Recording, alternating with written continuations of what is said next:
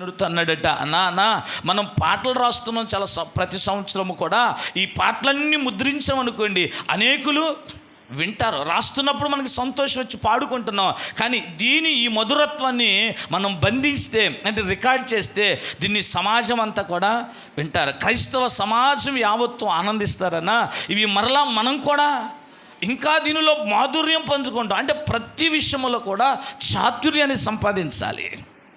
ప్రతి విషయంలో కూడా ప్రజ్ఞ కలిగి ఉండాలి. నువ్వు చేసేది ఒక అరగంట పని అయినా ఆ పనిలో చాలా శ్రద్ధతో చేయాలి.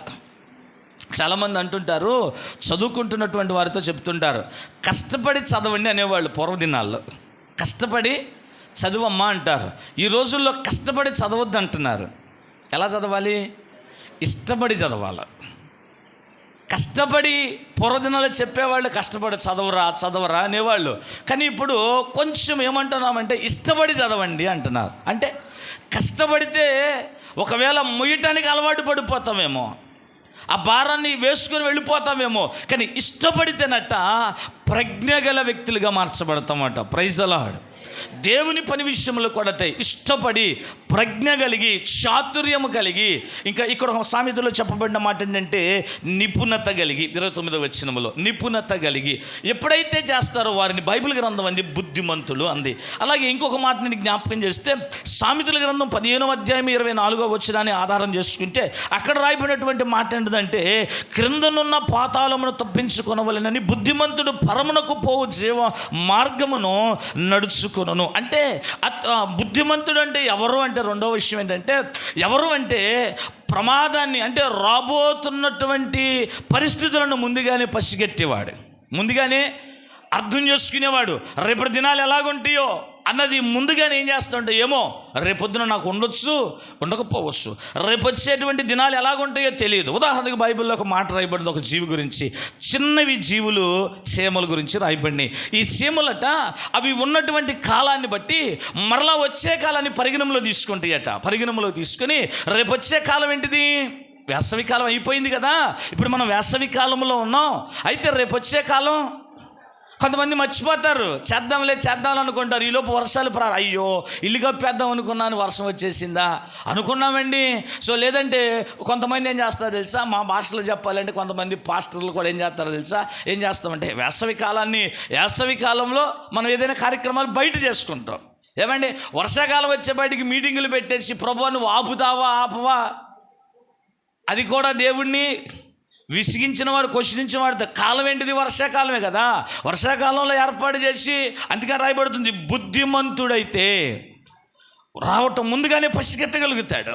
రెండవది ఏమంటాడంటే ఖచ్చితంగా మన జీవితంలో అన్నట్ట మనకున్నటువంటి ప్రమాద పరిస్థితులను మనం ముందుగానే జాగ్రత్త పడాలా. ఏం కాదులే, ఏమవదులే అనుకుంటే రేపొద్దున ఏదైనా ఒక పరిస్థితి వచ్చింది. ఇప్పుడు ఉదాహరణకి చెబుతున్నారు చాలామంది, ఈ ఇన్సూరెన్స్లు కట్టించుకున్నారు, లైఫ్ ఇన్సూరెన్స్ని కట్టించుకునే వాళ్ళు ఉన్నారు. వాళ్ళు చెప్పేది అదే కదా. ఈ రియల్ ఎస్టేట్ వ్యాపారం చేస్తున్న వాళ్ళు చెప్పేది అదేగా. రానున్న దినంలో ఏమంటున్నారు, జనాభా పెరిగిద్ది కానీ భూమి మాత్రం పెరగదు. కనుక ఇప్పుడే మీరు ఏం చేయాలా?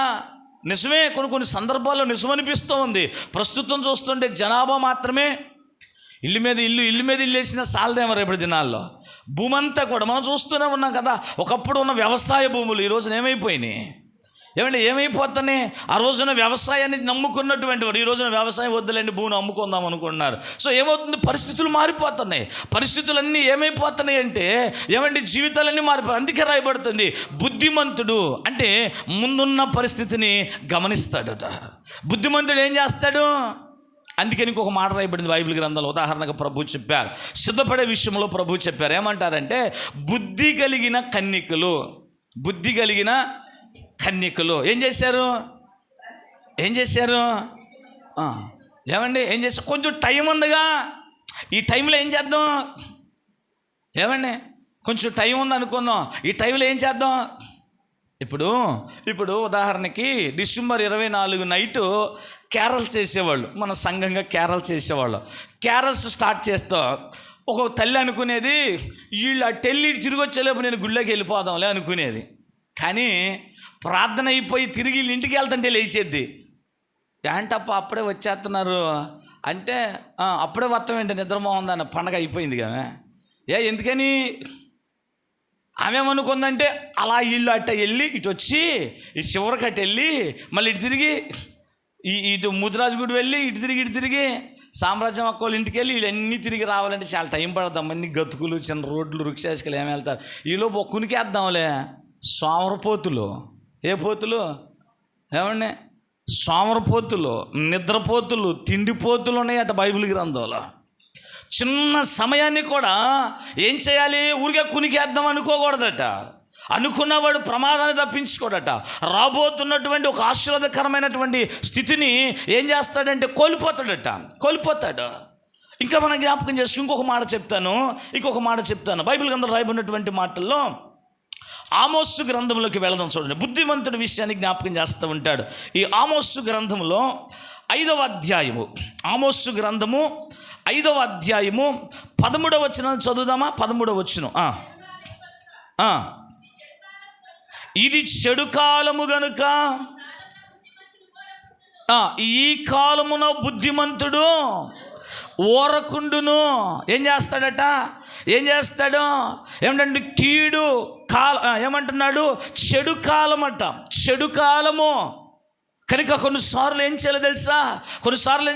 దేవుడి కార్యాల కొరకు ఎదురు చూస్తాడు బుద్ధిమంతుడైతే. తొందరపడడు. దేవుని దగ్గర ఏం చేస్తూ ఉంటాడు? భక్తుడు రాశాడు పత్రికల్లో, ఏమన్నాడు తెలుసా? ఇదిగో ఆయన రెక్కల కింద దీన మనస్కులై ఆయన హెచ్చించే కాలము వరకు కనిపెడతాడు. Praise the Lord. కనిపెడతాడు, కష్టకాలం కనిపెడతాడు. చాలాసార్లు నేను జ్ఞాపకం చేశాను, మీకు గుర్తుందో లేదో. ఓ భయంకరమైన పరిస్థితి మధ్యలో ఆ తల్లి ఒక ఊరిలో ఒక రాజుగారు రాజ్యంలో పనిచేసేది. అయితే ఆ రాజుగారు ఏం చేశాడంటే, ఆ రోజున అబ్రహాము అనేటువంటి ఒక గొప్ప ఆసామి కుటుంబంలో తన యొక్క భార్యను దొంగిలించేశాడు. తీసుకొని వెళ్ళిపోతే దేవుడు అతనితో మాట్లాడి ఈమె మరొక వ్యక్తి భార్య అయ్యా, వాళ్ళకి అప్పచెప్పేసిరా అన్నాడు. సరే ప్రభు, నేను అప్పచెప్పేస్తానని చెప్పి తీసుకెళ్ళి అప్పచెప్పి ఆయన చేత ప్రార్థన చేయించుకున్న తర్వాత కృతజ్ఞత మనము చెల్లించాలి. అర్పణో తునవోపనమో మనం ఇవ్వాలని రాజుగారు కదా తన స్టేటస్కి తగినటువంటి విధానం ఏం చేశాడంటే, కొంతమంది దాసీలను కొంత ఆస్తిని ఇచ్చాడట అబ్రహాముకి. అప్పుడు రాజ్యములో పనిచేస్తున్నటువంటి ఆ దాసి ఇప్పుడు ఎవరింటికి వచ్చింది? అబ్రహాం ఇంటికి వచ్చింది. ఇక తదుపరి మనకు తెలుసు విషయాలు. తర్వాత కుటుంబంలో చేర్చబడింది. కుటుంబంలో తర్వాత ఆమె గర్భవతి అయింది. ఆ తర్వాత గర్భవతి అయిన తర్వాత అయినప్పటికీ కూడా తన పని ఏంటిదంటే దాసి పనే చేస్తూ ఉంది. పని చేస్తూ ఉంది. ఇక రోజులు పెరిగే కొద్దిగా తన భారం కూడా పెరుగుతూ ఉంది. తన భారం పెరుగుతున్న పరిస్థితుల్లో ఆ రోజున శారమ్మ గారు చేసినటువంటి ఏ పనో తెలియదు మనకి, కానీ తట్టుకోలేక ఏం చేసిందంటే తిరిగి అరణ్యానికి వెళ్ళిపోయింది. నేను వీళ్ళని నమ్మాను, వీళ్ళ దగ్గర ఉన్నాను, అనుకున్నాను, ఈ రోజున వాళ్ళు కూడా నన్ను తృణీకరించేశారు అని ఇక కోపం వచ్చిందో, మొయ్యలేకపోయిందో, భారం అయిపోయిందో, ఇక తిరిగి అరణ్యానికి వెళ్ళిపోతే అక్కడ దేవాతి దేవుడు దూతగాని మాట్లాడుతూ ఉంటాడు. దేవుడే పాత నిబంధనలో దూతని సంభాషించిన ప్రతి మాటలో దేవుడే స్వయాన వచ్చాడు. Praise the lord. కనుక ఆ హాగరు దగ్గరికి అరణ్యములు దేవుడు వచ్చి, అమ్మా ఎక్కడి నుంచి వస్తున్నావు? అసలు ఎవరు నువ్వు? అయ్యా నేను పలానా. ఎక్కడి నుంచి వస్తున్నావు? పలానా చోట నుంచి వస్తున్నాను. దేవుని తెలీదా అంటే దేవుడు జ్ఞాపకం అడుగుతా కొన్నిసార్లు ఎందుకు అలా ప్రశ్నిస్తాడు తెలుసా? నీలో ఉన్న కోపాన్ని బయటికి తీసుకురావటం కాదు. ఏమంటాడు? ఎందుకంటాడు తెలుసా? నువ్వేం పలుకుతావు అన్నది పలికిన దాన్ని బట్టి కూడా హృదయాన్ని ఎరుగుతాడు దేవుడు. ఆ రోజున ఎబ్బేకు రేవి దగ్గర ప్రార్థన చేస్తున్నాడు కదా, దివారాత్రులు అంటే ఆ రాత్రంతా గోసాడుతున్నాడు కదా. అప్పుడు దేవుడు అడిగాడు. ఏమని అడిగాడు తెలుసా? నీ పేరేంటి అన్నాడా లేదా? తెలీదా దేవునికి? పేరు పెట్టినాడు ఆయనేగా, పేరుతో పిలిచినవాడు కూడా ఆయనేగా. ఇలాగ ఉంటాడు మీ కుమారుడు అని చెప్పి దీవించిన వాడు ఆయనేగా. కానీ పేరు ఎందుకు అడిగాడు? ఆ మాటను బట్టి లోపల ఉన్న స్వభావం ఏంటో బయటపడిద్ది. ప్రభు అడిగాడు. సో ఇక్కడ ఏమని కూడా అడిగాడు. ఏమని చెప్పింది, ప్రభువా నేను ఇదిగో నా దాసీరాల దగ్గర ఉండేవాడిని, ఆ ఇంట్లో చేర్చబడ్డాను, ఇది అని స్టోరీ చెప్పి ఇప్పుడు పరిస్థితిని బట్టి నేను బయటికి వచ్చేసానయ్యా అంది. అప్పుడు ప్రభువారు చెప్పారు, దేవదూత మాట్లాడుతూ చెప్పింది ఇలాగా. ఏమని మాట్లాడింది దేవదూత అంటే, ఏమని మాట్లాడింది దేవుడు అంటే ఏమనంటే, నువ్వు లేచి తిరిగి మరలా నువ్వు ఎక్కడి నుంచి అయితే పారిపోయావో అక్కడికే వెళ్ళిపో అంది. మళ్ళా మాట చెప్పింది తెలుసా, ఆమె చేతి కింద అణిగి ఉండని చెప్పింది. ఇప్పుడు హాగర్ అనాలా, మనం అంటాం ఏమంటా తెలుసా, దేవుడు కూడా ఆళ్ళకే చేస్తాడమ్మా, ఆళ్ళ వైపే ఉంటాడమ్మా, దేవుడు ఆళ్ళ ప్రార్థనే వింటాడమ్మా. నేను రోజు మందిరానికి వెళ్తున్నా, దేవుడు నా ప్రార్థన. కొన్నిసార్లు ఎందుకు తొందరపడిపోతుంటాం. ఇక్కడ రాయబడుతున్న ఆమోసు గ్రంథములు అంటాడు, కొన్నిసార్లు అట్ట మనము ఊరకుండాలా, దేవుడి మాట వినాలా, మారు మాట్లాడకుండా దేవుడే తన కార్యాన్ని మన విషయంలో జరిగిస్తాడట. ఇక్కడ రాయబడుతూ ఉంది కొన్ని సందర్భాల్లో ఇది చెడ్డ కాలం అని గమనించి బుద్ధిమంతులు ఊరకుండుతూ ఉంటారట. హాగరు గురించి నేను జ్ఞాపకం చేస్తున్నాను.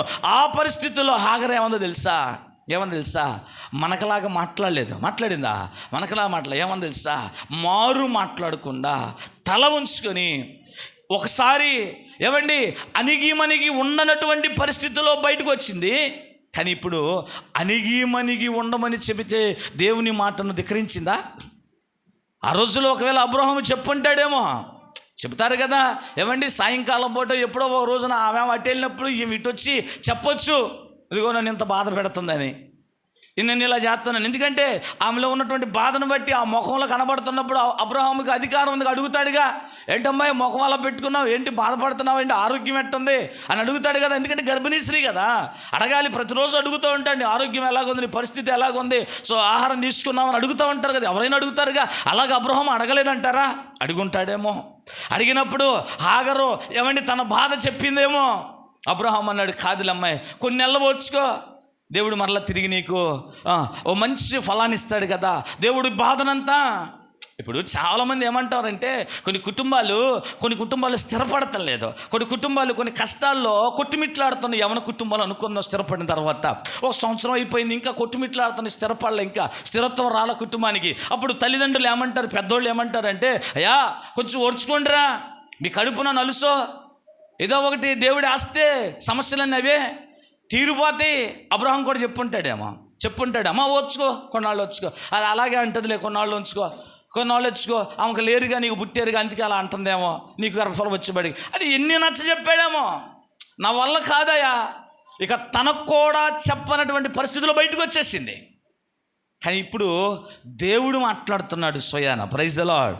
దేవుడే సెలవిస్తూ ఉన్నాడు. ఏమంటున్నాడు తెలుసా, ఇది చెడ్డ కాలమని నువ్వు ఎరిగితే, నువ్వు బుద్ధిమంతుడు అయితే, నిజంగా ఇది చెడ్డ కాలం అని ఎరగగలిగితే, నువ్వు మౌనంగా ఉండి దేవుని చిత్తం కొరకు ఎదురు చూస్తూ ఉంటాం. Praise the lord. దేవునికి స్తోత్రం. దేవుడు చేసే కార్యం కొరకు ఎదురు చూస్తూ ఉంటాం. దేవుని కార్యము వైపే మనము మౌనంగా ఉండి ఎదురు చూస్తూ ఉంటాం. భక్తుడు అంటాడు, కీర్తనకారుడు, అయ్యా నీ సన్నిధిలో నా హృదయము మౌనముతో మొర్రపెడతా ఉందంటాడు. మౌనంగాను మొరపెడుతుందట. హన్నా మాట్లాడుతూ ఉంది, అయ్యా నీ దాసురాలు మనోదుఖము గలదానినై అని మాట్లాడుతాడు కదా. ఏమంటాడు, మనోదుఖము గలదానినై అంటే కొన్నిసార్లట మౌనంగా ఉండటము దేవుని చిత్తానికి లోబడటం. ఈ హాగరు ఇప్పుడు ఏం తెలుసా, నువ్వు కూడా ఆ ధనవంతుల వైపే ఉన్నావా, నువ్వు కూడా సావుకారుల వైపే ఉన్నావా, నువ్వు కూడా గొప్పవాళ్ళ వైపేనయ్యా, నువ్వు కూడా బలవంతుడికే మొగ్గు చూపిస్తావా, పేదవాడి వైపు చూడవా, దిక్కులేని దాన్నయ్యా, తల్లిదండ్రులు లేరు నాకు, ఎవరినో నమ్ముకొని ప్రారంభించే జీవితాన్ని, పర్లేదనుకున్నా ఉద్యోగం, అక్కడి నుంచి ఈ స్థితిలోకి వచ్చేస్తే నేను, నా పక్షాన కూడా నువ్వు లేవా అని అనకుండా ఏమంటారు చాలామంది, ఇక దేవుడే దిక్కండి అంటారు, చూసారా, ఏమీ లేకపోతే. అలాగా హాగరు కూడా దేవుని మీద ఒకవేళ నమ్మిక ఉంచిందేమో, పర్లేదులే, ఇక తట్టుకుందండి. ఇక తర్వాత నుంచి నెక్స్ట్ శ్రమ పెరిగిందా తగ్గిందా? పెరిగింది. అణిగి ఉండాలా అంటే అంతవరకు అన్న చేదరించుకుందేమో ఇప్పుడు చేదరించుకోకూడదు, అంతవరకు విసుక్కుందేమో ఇప్పుడు విసుక్కోకూడదు, అంతవరకు సనిగిందేమో ఇప్పుడు సనుక్కోకూడదు. ఇక ఏం చేసింది తెలుసా, మౌనంగా బాధ భరిస్తూ ఉంది. భరిస్తూ ఉంది. ఒక రోజు వచ్చింది, ఓ 12 కుమారుడికి జన్మనిచ్చింది. వాడు నిదానంగా పెరుగుతున్నాడు. ఇక మంచి రోజులు వచ్చినాయిలే, ఇక ఈ ఇంట్లో నన్ను దేవుడు స్థిరపరుస్తాడేమో అనుకుంది. ఈ ఇంట్లోనే నా పిల్లలు పెద్దోళ్ళు అవుతారేమో అనుకుంది. అబ్రహాము తర్వాత నా కుమారుడే ఎంత పాలిస్తాడేమో అనుకుంది. కానీ దేవుడు నీ కొరకు దాచించేది వేరండి. బైబిల్ గ్రంథంలో రాయబడుతుంది, మన ఆలోచనలు, మన ఉద్దేశాలు దేవునివి అలా ఉండవట. మనం ఆలోచించినట్లు దేవుడు ఆలోచన మనం అనుకుంటాం. ఈ సరెండర్ వరకు మనం అనుకుంటాం, కానీ దేవుడు ఎక్కడికి తీసుకెళ్తాడో తెలీదు. ఆ రోజున యాకోబు ఎందుకనో పలికాడు ఆ మాట బిడ్డల విషయంలో. ఏమన్నాడో తెలుసా? సరే పెద్దోడా, తండ్రి మనసాన్ని పాడు చేసావు, దుర్మార్గురుడా. అరే చిన్నోడా, నువ్వు ఇదిరా సర్పంరా, నువ్వు కట్లపామురా, నువ్వు గాడిదవురా అని మాట్లాడుతూ అంటాడు. యేసేపు దగ్గర రాగానే ఎందుకో దేవుడే మాట్లాడాడేమో. ఏమన్నాడు తెలుసా? ఏమంటున్నాడు అక్కడ? నువ్వు ఫలించడి కొమ్మ, నీ కొమ్మలు అంచుల వైపు వెళ్ళిపోతాయట, గోడలు దాటి వెళ్ళిపోతాయట. తెలీలా, అర్థం కాల. ఏంటయ్యా ఈ పరిస్థితి? అర్థం కాల. కానీ ఒక రోజున యేసేపుకు అర్థమైంది. ఆ మాటను బట్టి అన్నాడు, తన అన్నల దగ్గర అన్నాడు. ఏమన్నాడు తెలుసా? తండ్రి చనిపోయాడు. అన్నలు గసగస ఉనికిపోతున్నాడు. అమ్మో, తమ్ముడు గుర్తుందరు అన్నీ, ఇప్పుడు ఆడు రాజు అయ్యాడు, మన పరిస్థితి ఏమైపోద్దా అని భయపడుతుంటే అప్పుడు యేసేపు అంటాడు, అన్నలారా మీరు భయపడమాకండి, మీరు కాదు నన్ను పంపించింది, దేవుడే నన్ను ఇక్కడికి పంపించాడు. దేవుడే నన్ను తీసుకొచ్చాడు. నేను జ్ఞాపకం చేస్తాను, ముగింపులోకి వెళ్ళిపోదాం. ఈ హాగరు జీవితాన్ని పరిశీలన చేస్తుంటే హాగరు అనుకుంది, అక్కడున్న ఆ సర్కిల్లోనే నా జీవితం ఎదిగిద్దామో అనుకుంది, అక్కడే అభివృద్ధి అవుతానేమో అనుకుంది. కానీ అక్కడ అభివృద్ధి అయిందా?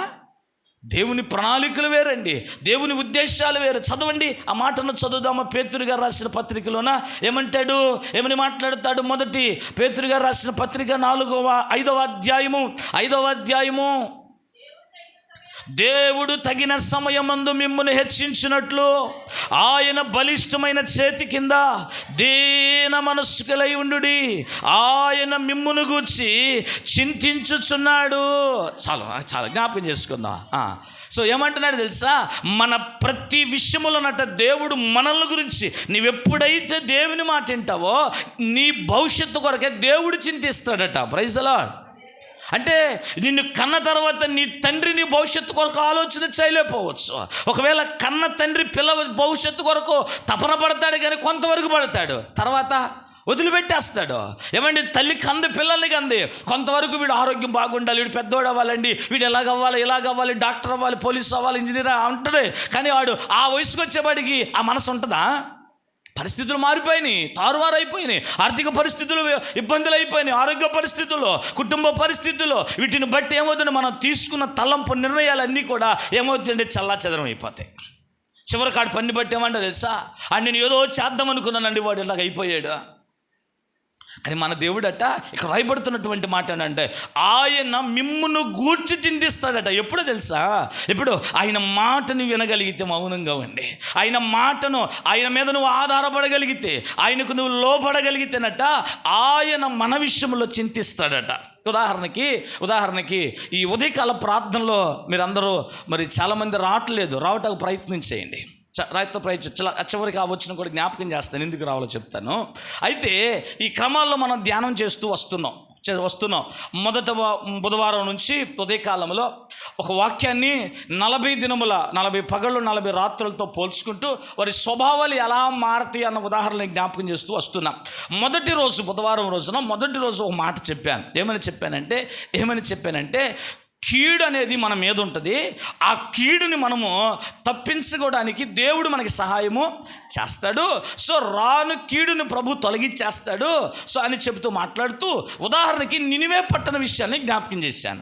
నినివే పట్టణ ప్రజలు రాజుతో సహితము, పశువుతో సహితము, పసిబిడ్డతో సహితము ఒక తీర్మానం చేసుకున్నారు. ఒకప్పుడు దుర్మార్గులు వారు, ఒకప్పుడు దేవునికి వ్యతిరేకులు వారు, ఒకప్పుడు దేవుణ్ణి తృణీకరించిన వాళ్ళు. అయితే వారు ఒక తీర్మానం చేసుకున్నారు. ఏమన్నారంటే, అరే ప్రమాదం వచ్చేస్తున్నారు మీ మీదకి అన్నప్పుడు ఎలాంటి వాడైనా కొంత ఆలోచన చేయటం ప్రారంభిస్తాడు. ఏమండి, ఎంత బలవంతుడైనా, ఎంత డబ్బున్నవాడైనా, ఎంత కోటీశ్వరుడైనా, ఎంత గొప్ప పాండిత్యం కలిగినటువంటి వాడైనా హాస్పిటల్కి వెళ్తే డాక్టర్ గారు అన్నాడు రోజులు మాత్రమే అన్నాడు. ఆలోచన రాదు వెంటనే. ఎలాంటి వాడికైనా వచ్చేస్తుంది. నా డబ్బు ఉంది కానీ ధీమా వస్తుందా, నాకు ఏముందని ధీమా వస్తుందా, ఏమి రాదు. ఇక వెంటనే ఆలోచన చేయడం ప్రారంభిస్తాడు. ఆ ప్రాంత ప్రజలు కూడా ఆలోచన చేశారు. ఎందుకంటే వారి ముందు కొన్ని సూచనలు జరిగినాయి. నోవాహు కాలంలో తృప్తినీలమైపోయినటువంటి సంఘటనలు ఉన్నాయి. ఇలాంటి సంఘటనలన్నీ కూడా జ్ఞాపకం చేసుకుంటే ఒకవేళ ఒక ఆలోచనలోకి వచ్చేసారు. ఏంటి తెలుసా, మేము దేవుడు మమ్మలను కరుణించే వరకు ఇది చాలేరా తినరా అనేంతవరకు ఏం చేస్తాం. చాలామంది మనం చూస్తూ ఉంటాం, గవర్నమెంట్ వాళ్ళు మేము చెప్పింది వాళ్ళు వినేదాకా, మా డిమాండ్లు వాళ్ళు తీర్చేదాకా నిరాహార దీక్ష చేస్తాం అంటారు. కానీ 4-5 రోజులైన తర్వాత మధ్యలో ఎవడో ఒకటి తూలేడు అనుకోండి, ఏమండి, లేకపోతే మధ్యరాత్రులు అవసరమైతే తినేసైనా చేసేవాళ్ళు చాలామంది ఉన్నారు. కానీ దేవుడట ఖచ్చితంగా మనల్ని తట్టి లేపుతాడట. ఆ రోజున వారు చేసుకున్న తీర్మానం ఏమంటారు తెలుసా, నీళ్లు ముట్టుకోము, ఆహారం ముట్టుకోము, గడ్డేయము, పాలేము. ఒక తీర్మానం, అందరము గోని పట్ట ధరించుకుందాం, ప్రార్థనలో కూర్చుందాం. సో ఎప్పుడైతే ఈ 40 దినాలు ప్రార్థనలో కూర్చుందామో, ఎందుకంటే నోవాహు నినివే పట్టణ విషయంలో కూడా 40 దినాలే, అంతే కదా, అదే చెప్పాడు కదా, యోనా చెప్పిన మాట అదే కదా, 40 దినాలలో పాడైపోతుంది. చాలామందికి చేద్దాంలే, చివరి వారం వెళ్దాంలే, మధ్యలో ఎక్కడైనా కలుసుకుందాంలే, అప్పుడప్పుడు తట్టి వెళ్దాంలే. ఎంతకాలం ఉన్న స్థితి మూడుబారిపోయిన స్థితే. అయినట్టుగా కనపడుతుంది, కార్యం అయిపోయింది, రేపు దేవునితో పెద్ద పని లేదనిపిస్తుంది. కార్యం అయిపోద్దా జీవితంలో ఎప్పుడైనా? ఏమండి, చాలామందిని గమనిస్తూ ఉన్నాను, అడిగాము దేవుడిని, కోరుకున్నాం, దేవుడు ఇచ్చేసాడు, దేవుడితో మాకు పెద్దగా పని లేదు. సండే స్కూల్ పిల్లలు పాట పాడతారు, చీకు లేదు, చింత లేదు, భయము లేదు. ఇక ఆయనే మాతో ఉన్నాడని వాళ్ళు పాడతారు. కానీ ఇక మనోళ్ళు ఎట్ట పాడతారంటే, ఇక ఆయనతో పెద్దగా మాకు పని లేదేక, మా పని అయిపోయింది, అన్నీ తీరిపోయినాయి, అన్నీ అయిపోయినాయి. లేదు అవలా. మన పరిస్థితులు ఎప్పుడు వరకో చెప్పనా, మన వంశము భూమి మీద ఉన్నంత వరకు ఉండాలా మన ప్రార్థనలో. నువ్వు లేకపోవచ్చు, నీ ప్రార్థన ఉంటుంది ఎప్పుడు కూడా. అమ్మ, ఇది గుర్తుపెట్టుకోండి. ఏమండి, నా 5వ తరం నేను చూస్తానా, 3వ తరం నేను చూస్తానా, నువ్వు చూడవేమో, నీ ప్రార్థన పనిచేసింది వాళ్ళ మీద. పనిచేయలేదా? యాకోబు చేసినటువంటి ఒక ప్రార్థన బెన్యామీను విషయంలో ఎక్కడ దాకా పనిచేసింది, చాలాసార్లు జ్ఞాపకం చేశా. ఎక్కడ దాకా పనిచేసింది తెలుసా? పాత నిబంధనలో చేసినటువంటి చిన్న ప్రార్థన ఆదికాండంలో, క్రొత్త నిబంధనలో బెన్యామీను గోత్రాన్ని ప్రభు దీవించి ప్రతి విషయంలో, ఇశ్రాయేలుకు మొదటి రాజు బెన్యామీను కదా, బెన్యామీను. ఆ తర్వాత ఎస్తేరు గ్రంథములో మొర్దెకై, బెన్యామీను గోత్రం. ఆ తర్వాత ఇంకా చాలా విషయాలు ఉన్నాయి. ఆ తర్వాత పౌలు విషయంలోకి వెళ్తే ఆయన కూడా అంటాడు, నేను బెన్యామీను గోత్రికుని అంటాడు. ఎక్కడిది ప్రార్థన? యాకోబు చనిపోయాడేమో, ప్రార్థన చనిపోలా, సజీవముగా నేటికి. అందుకే అంటున్నాం, ప్రార్థన చెయ్యండి. మనోళ్ళేమో ప్రార్థన ఎందుకులేండి, ఏమైందిలేండి, ఇక్కడ అయిపోద్ది కదండి, ఇక జీవితం అయిపోద్ది కదండి. లేదు, తర్వాత కూడా ఆశీర్వాదకరంగా మారుస్తాడట ప్రభువారు. నేను ముగింపులోకి వచ్చేస్తున్నాను. ప్రభు చెబుతున్నాడు, తగిన సమయము. ఎందుకంటే నువ్వు ఎప్పుడైతే ప్రార్థనకు లోబడ్డావో, దేవునికి లోబడ్డావో, దేవుడు ఖచ్చితంగా నా విషయంలో చింతిస్తున్నాడట.